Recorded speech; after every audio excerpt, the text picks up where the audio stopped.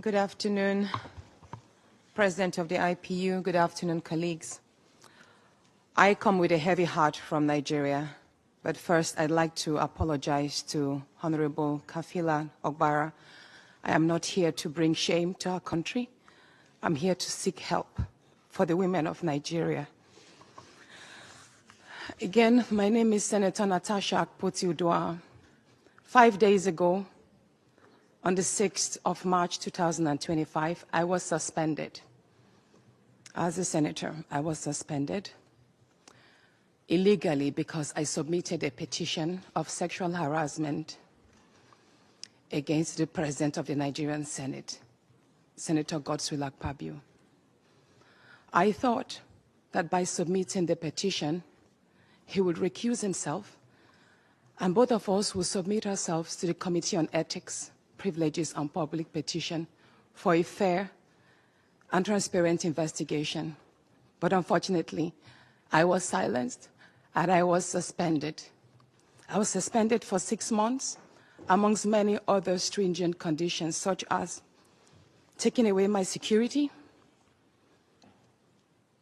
taking away all the officials, vehicles, and other items that were handed over to me as a senator.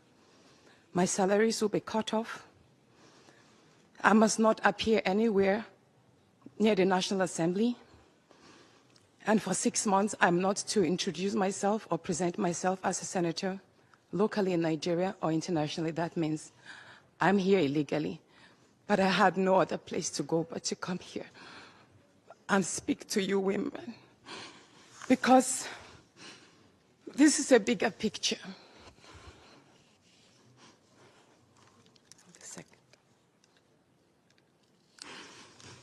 This is a bigger picture. It depicts the crisis of women political representation. My suspension is not just about me. It's about the systemic exclusion of women from political leadership in Nigeria. Women make up 3.6% of political offices, and in the Senate, it's just 2.8. We have 109 men, and only 4 of us are women. So right now, it's 108 with only 3 women.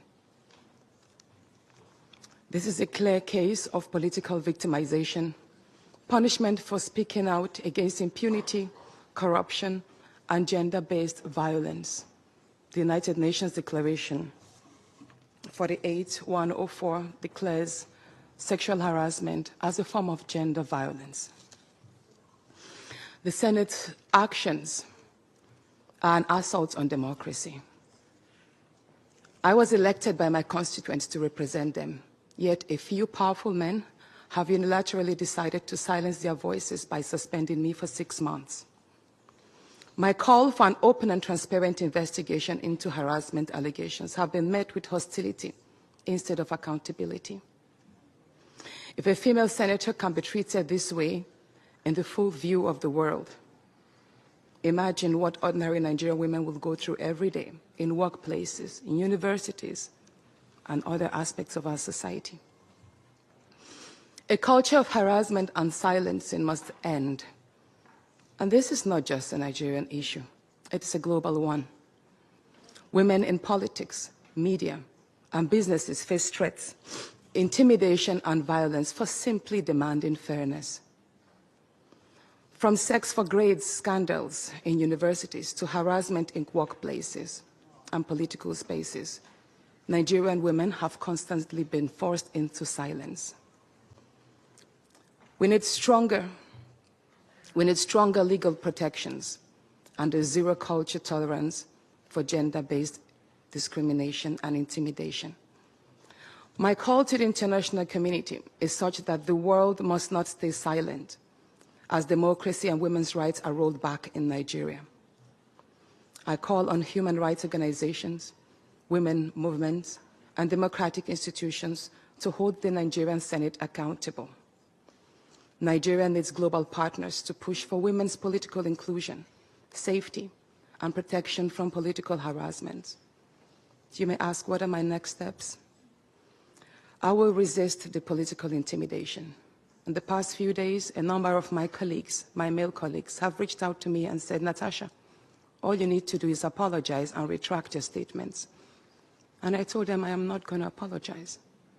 I will not apologize for my truth.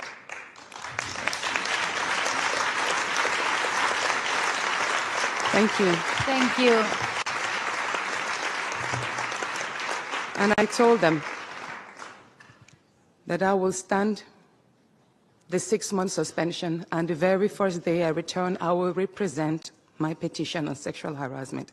And I will continue doing so until there is a fair and transparent investigation. I will fight, thank you. I will fight this injustice and continue to represent my constituents, whether the Senate wants to hear me or not. I will work with women's group, civil society, and legal teams to ensure that this unconstitutional suspension is quashed. This is bigger than me. This is about ensuring that no other woman in politics or public office will ever be silenced again. Thank you so much.